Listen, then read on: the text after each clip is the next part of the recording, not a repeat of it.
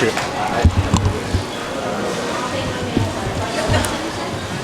Almost left the lens on. Hello guys, you don't know why I'm here right now. Good morning, ladies and gentlemen. If you are watching this right now, it's because my dumbass decided that I wanted to compete again 4 weeks after the Arnold. As you guys know, I was not very happy with how I performed at the Arnold due to execution mistakes. So I decided, what's the best thing to do? Do a meet with a 4-week turnaround. I regret my decision immediately. So, what's happening right now is I am competing at this exact moment. This video should be up now on Saturday morning, April 6th. And right now I am competing at the Maryland State Championship in Columbia, Maryland at Brad Couilliard's USAPL meet. Hopefully I didn't bomb out. And in fact, if I bombed out, this video never happened. Who knows if I missed any deadlifts on balance today? You'll find out. If I touch my chest, who the fuck knows? If I hit depth, absolutely not. When do I ever? But you'll find out on Monday. You guys will be getting a full meet recap on Monday. I will not be posting anything on Instagram, so the suspense will be killing you. I know. All jokes aside, I'm not going to leave you guys empty-handed right now because I love you. A lot. Like so fucking much. I just want to kiss you. I love you. Jesus Christ. I wanted to do something that I've been hesitant about doing for a while right now, and that is making a comprehensive guide to cutting weight for a meet. So that's what this video is. This video is a comprehensive guide to water cutting. And it is not a exact written protocol because, to me, my ability to get my clients to make weight while mitigating any sort of performance loss is an asset of mine. And I don't want to give people protocols that they can just go copy and paste and spit out to their clients as, oh, look at me, I know how to do a water cut. I want to give you guys the principles, and I want to give you guys I want to give you a little avenue, a little peek, a little sneak peek down into the little hole, the glory hole, the little see-through to what I do and what I eat and what I buy and what I consume every single day the week of, shit on my desk, the week of water cut. So, without further ado, I'm going to be walking through Whole Foods, rambling, tuning out people just staring at me like, why the fuck do you have a camera in Whole Foods? I'm just trying to buy some fucking quinoa. You guys are going to get a view of all of the things that I think are important to consume in the beginning of the week, the end of the week, and the post-weigh-in recomp, because I see so many people messing this shit up, and as much as I like to keep information of myself and my clients, these are general principles that I will still continue to implement and know how to manipulate the dosage and make sure that my guys make weight perfectly and don't miss weight or do too little or do too much and come in super light. So that's skill that I have. But I know that giving this information is not giving myself away. This is public information. It's all out there. I didn't get this from some super secret source. I did my own research. I did plenty of trial and error with myself and with my clients. And that's how I know what I know. So, you guys are going to get to see everything that you need to do. And I don't want to see any more stupid weight cuts. It's getting tired. So, thank you guys for watching, and I really hope you enjoy this video. See you on Monday. What's up, guys? It's Saturday the 30th, and you guys are just seeing this now in this meet recap because I've kept it a secret, top secret, that I'm doing this meet right now. So what I'm gonna do right now is I'm gonna walk you guys through pretty much everything that I get in preparation H. On the whole, I think preparation H feels good. What is it now? No, nothing. You know what? I agree. Preparation H does feel good on the whole. In preparation for a meet, no pun intended, I'm gonna be needing that. So the first thing right here is some distilled water, and this is because I'm gonna be getting mad that I'm dropping shit. Yeah. It's distilled water because I'm going to be water loading as everyone should be if you're dieting, or rather cutting for a meat, distilled water, because there's no extra sodium, you know what I'm saying, in your water, so you can monitor how much sodium you're taking, because I'm about to tell you guys that sodium plays a big role in your cut. Oh man, I'm gassy as hell. Alright, so what we're doing now is basically getting all the food that I need for this week of eating. So a big thing that I've recently changed to is manipulating the gut content the week of the meat. And the reason that I'm doing this now is because you have a lot of shit, no pun intended, sitting in your stomach all the time that just is taking up dead weight that you don't need, right? And since you're worried about a weight on a scale on meat day, this is of paramount importance. So what I've got right here, some potato bread, and the reason I'm getting this is because it is a really calorie dense, simple carb with pretty much no fiber in it. So this week I'm going to be eating super low fiber, and the reason I'm doing that is I'm going to be taking this like herbal, I'm getting rice, another low carb, or sorry, not low carb, definitely the opposite of low carb. I can't speak right now. Low fiber option. The reason I'm doing low fiber is that what I'm going to be doing is I'm going to be taking a kind of like a colon cleanser. It's a natural one. It's not medicated. Nothing crazy. Colon cleanser. And the reason I'll be taking it is that I want to eliminate this gut content that I have. So after doing that, when you switch to low fiber, something that fiber does, obviously it helps keep you regular, but another thing that it does that you guys might not know about is it pulls water into your intestines. And if you drink water, right, and a certain percentage of that water you drink every day is going into your intestines, right, that's not leaving you for a little while. So we want to eliminate that. We want to eliminate our gut biomass, our plant gut biomass. We want to keep water out of our intestines, and we want to make sure that we're just filtering everything out for the week of the water cut. Ooh, there we go. Okay. Guys, peanut butter, super calorie dense, and super low sodium for the end of the week. So I'll talk more about that in a little bit. But as I was saying, right, if we can lose like a kilo, right, just from our gut biomass, that is not going to affect performance at all, right? It's not like losing water or losing glycogen, where if it becomes excessive, it starts to, you know, cause a dip in our strength levels.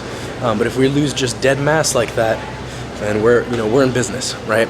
And there are some studies showing, and I'm going to link them in this video, leading or concluding that users of this method to cut weight lost 1 to like 1.5 kilos, which is pretty significant, you know, if you're a light person, you know, especially like, you know, I cut from like 3 kilos, so if you lose a kilo, right, just from that, right, that's, you know, 1.5% that you're losing from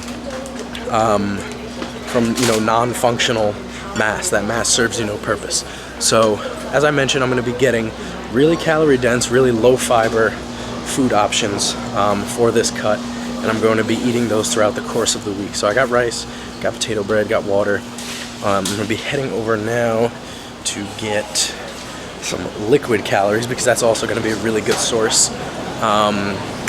So what I do for that is I'm going to get some milk, because I'm going to be needing to get protein, and as the week progresses, my solid protein intake is just going to keep going down and down and down, because that obviously takes a little bit more time to digest, right? Like picture, you know, eating chicken or turkey, it's going to take way longer than something like whey protein or egg whites or yogurt or something.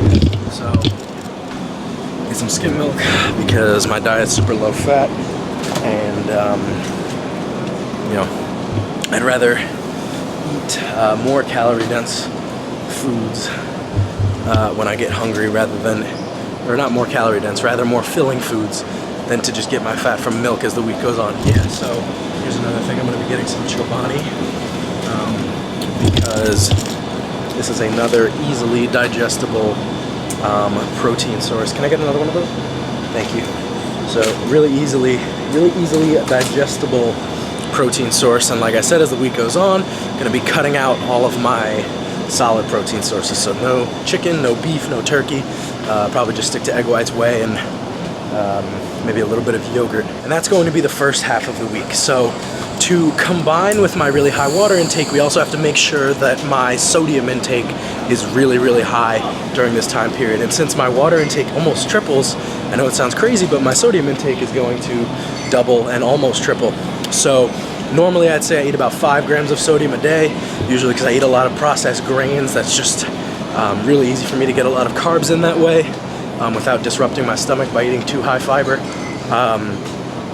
So when I up to 2 gallons, even 3 gallons at the peak of my water load, right, I'm going to need like 12, sometimes even, I mean not this time around, but 12, maybe even 15 grams. So that's something to keep in mind, because if you are constantly going to the bathroom, right, because you're going to be putting your kidneys through a lot of work when you up the water intake that much. There are a lot of hormones and enzymes that come into play during that time period, and if you ultimately are just peeing and peeing and peeing without replenishing electrolytes, like you are going to dehydrate yourself. As ironic as it sounds, right, you would think, oh, I'm drinking more water, I should probably be more hydrated. No, because if you drop your sodium way down or don't up your sodium enough when you're loading like that, you're gonna feel like trash. You're gonna get headaches, you're gonna get shakes, your sodium's gonna drop way down, and ultimately you're gonna end up dehydrated. So that's not what you want. On the 2 days out, the 1 day out, where you go from the double, the triple, to back to like normal amounts of sodium, and then even drop to like less than a gram, which is obviously really low, and you wouldn't do this normally, but is going to come in handy when you are, thank you, it's going to come in handy to get those last few pounds of water out of you towards the end of your cut. Right now, I'm getting one of the biggest, I have this already? Really? Yeah. Fuck. So we want rice cakes, because they're super light, because they're pretty much dehydrated, right? There's like no fucking water in them. Is that for me or is that you? That's mine. Oh, sick. Put it in mine. I didn't know you wanted that one. I need like a low fiber one, like just a regular. Do they have regular rice cakes? I know Whole Foods is health as fuck. Lightly salted? But how's the fiber? Okay, yeah, that's perfect. So here's what I'm doing in the last couple of days. A lot of my meals, I guess not really meals, but what I'm eating my last day will be like the rice cakes. That's fine, just the regular. My rice cakes and peanut butter and honey, because that's super calorie dense while keeping the food weight down. And the reason we do that in the last couple days, even more so than the previous, right, is that in the short term, the amount of food weight you're consuming, right, will have a huge impact on your actual body weight, right? So if you think about it, if you're eating the same amount of calories, but the food weight that you're consuming is way less, then your body weight's gonna be way less, right? No shit. Combine that with low sodium and low fiber in the days leading up to it, leading up to the meet, right, you're gonna lose so much more weight despite being even on calories. So the one last thing, or I guess the 2 last things I'll be getting to complete that second half of the week. So I already explained what I'm doing the first half. The second half, I'm almost done. The things that I need are, I explained, I got the peanut butter, the honey, the rice cakes. The last couple pieces to that puzzle, so to speak, are going to be juice, because as the days progress, I'll be switching over more of my carbs from liquid. Over here, something like probably a blue machine juice. And the reason that I'll be doing that is it's very calorie dense, very carb dense. Like I said, I'll be switching a lot of my carbs over to juice, but it's also not as acidic as the other carb juices, which tend to really upset my stomach in those last few days. And when you don't have a lot of food in you and your stomach gets upset, you know what's coming out, and that is not pleasant. So blue machine juice, you guys can really have any kind of juice in those last couple days. Just for me, the acidity of like orange juice or something like that really gets to me, so I will not be doing that. And this is something I figured out through trial and error. Like as the years have gone on, I figured out, you know, how I respond to certain things and I don't, and I find, you know, appropriate substitutes. Just to summarize everything I've told you guys now, the first half of my week is when water intake starts to ramp up along with the sodium intake, so really high salt leading into the meat. Food sources are low residue after taking the colon cleanser, about 10 grams of fiber, maybe 15 on some days. I try to keep it around 10 though. The food sources will include potato bread, rice, fruit juice, yogurt, egg whites, some chicken early in the week. But then as the week progresses, I try to eliminate solid proteins as well as some like heartier carbs. I know that they're still low fiber, but I try to eliminate stuff like rice. As the week goes on, I try to switch to bread just because it's more calorie dense. And then as we get to the point of being really, really low salt towards the end of the week, we switch over to the rice cakes, peanut butter, honey, chocolate, and now on to the, I guess, the critical portion of the recomp. I guess that is the critical portion. That's the name of it, right? The recomp.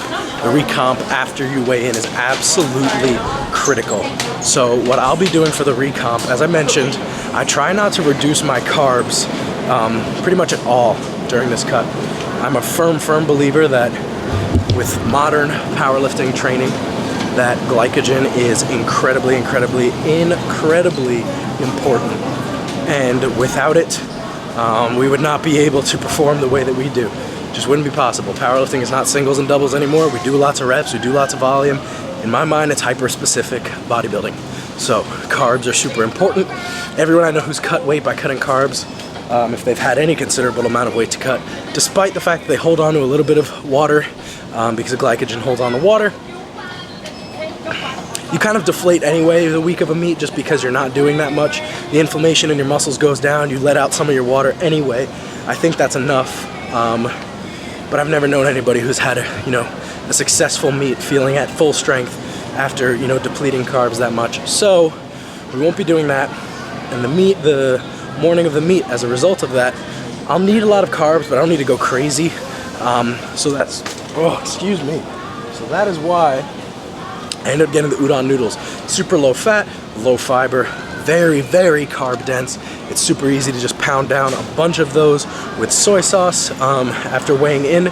The next thing I'm going to be doing is replenishing sodium because, like I mentioned, we are going to be reducing sodium in the final days before we, before we weigh in, right? So depending on how many days you have to do that, that kind of dictates how much sodium you'd want to replenish. So if you were to drop, from 5 grams to 1 gram, that might be an extra 3 to 5 grams. Maybe not 5, but maybe 3 grams you take in the day of. The reason I say a little less is that when you're dehydrated, your body's more receptive to holding on to water.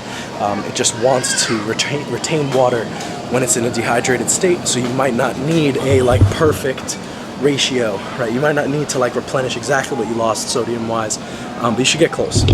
So that's going to be a big portion of my recomp, which is going to come from tri-oral rehydration salts. If you guys don't know what it is, it's pretty much Pedialyte on crack. Regular Pedialyte doesn't work for grown-ass adults. It's pretty much only useful for babies. The biggest and the most obvious component that is important is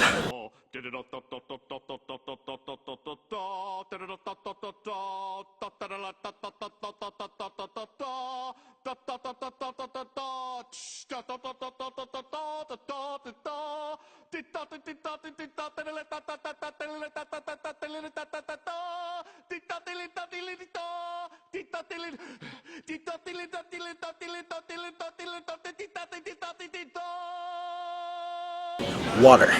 You need to make up the water loss that you incurred from your cut. If you do not get up,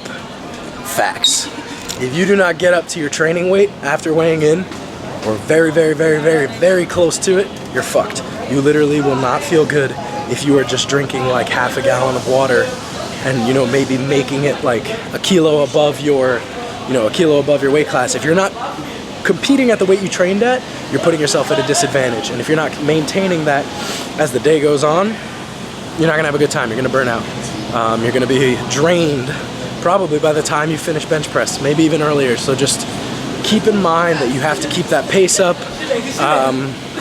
You have to keep that pace up. You have to keep rehydrating, and you have to do your best to be diligent about getting up to training weight as quickly as possible. Obviously, don't make yourself uncomfortable, but just use your judgment. It's not going to be an enjoyable process. And the thing is, if you do it really quick, I always tell everybody aim to get to your training weight within about an hour, maybe hour 15. The reason I say that is that gives you like, 45 to 30 minutes to literally just like chill out before you have to touch a bar. And usually by then, the discomfort kind of settles and you can start lifting. But you do want to be a little bit bloated, right? Because you're going from such a depleted state. That's it. Yeah, you guys have no idea I'm competing, but you will after you see this because you will have already known that I competed. But oh my god, this is just rude. Horse shit. This is an abortion. What the fuck is going on? I have this cart, she has this cart, and the fucking escalator machine broke. Well, Let's take the elevator. are you serious? Yeah. Is there an elevator in here? Yeah, there is. What? Alright, we're taking an elevator. I don't care about no damn Icelandic chocolate, fucking sea salt chocolate, ginger chocolate. Can they just be normal? Like, why are people at Whole Foods so fucking extra that they need to coat every like random like hibiscus coated, ginger coated, fucking like cream of wheat coated?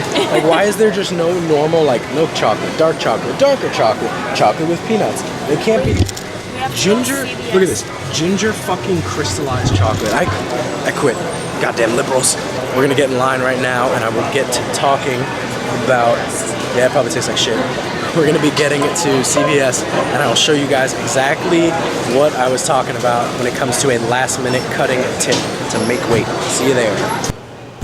I feel like CVS is like the most like just miscellaneous. Like, oh, I need bananas and batteries and bleach, and you can find it. So we're at CVS right now because I didn't feel like getting some bougie ass chocolate for $10 a bar when I just need good old milk chocolate. So I'm in the detergent section, and while I am thinking about drinking some bleach, I probably don't need it right now. Although it probably would help me lose weight for the cut.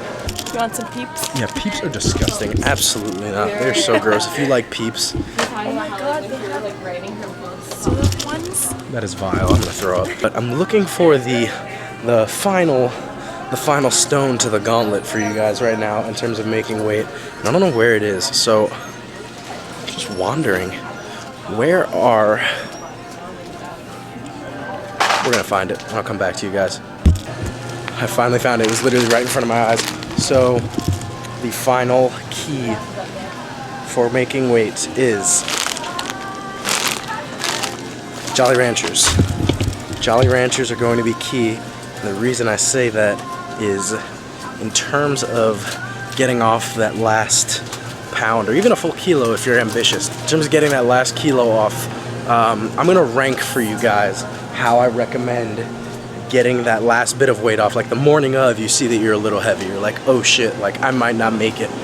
This is what I recommend in the order. If you can spit, that is the best option. That is number one. Number two, if you have a physical exertion means of losing sweat, that would be number two. What's going on, man? Hey. Trying to get in on the video? So number two would be some sort of light physical exertion in order to sweat. So that would be like throwing on a hoodie and layers and getting on a stationary bike. That would be number two. Active sweating is less, and I know it sounds kind of it's counterintuitive, but the active sweating is less taxing on you in terms of performance than passive sweating. Number three is going to be some sort of passive sweating with dry heat. So if you can get a dry sauna, that would be ideal. If you don't have, number two as an option, like if you don't have access to a stationary bike, you don't have stuff to spit with, but I think you guys can go out and like get Jolly Ranchers to suck on and spit before the meet. I think that's way easier than trying to find a sauna, but that's just me.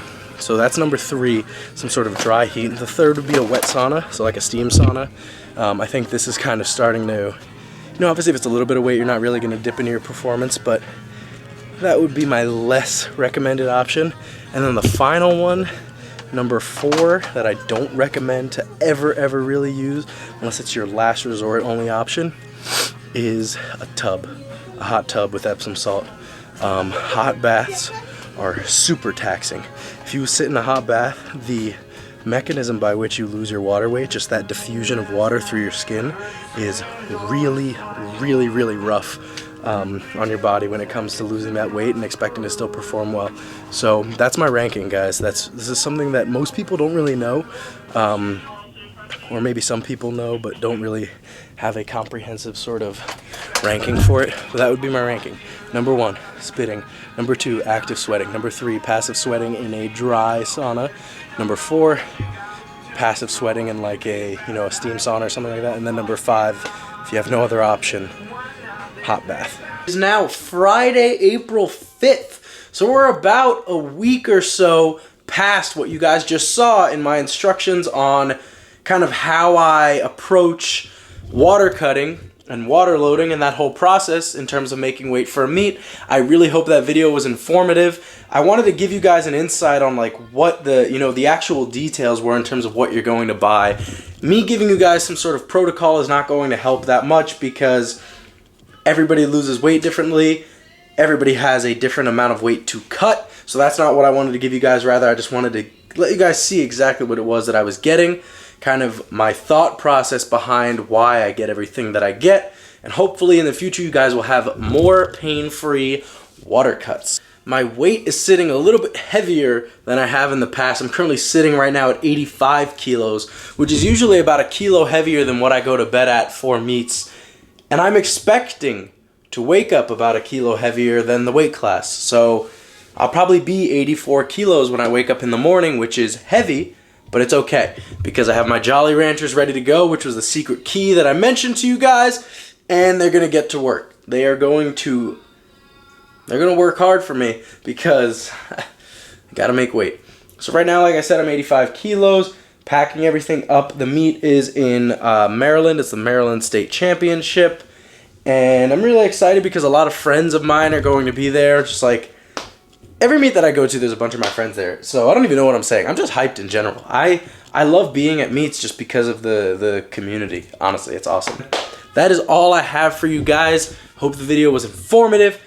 I really appreciate all the positive feedback, by the way, that I got about the improv stuff.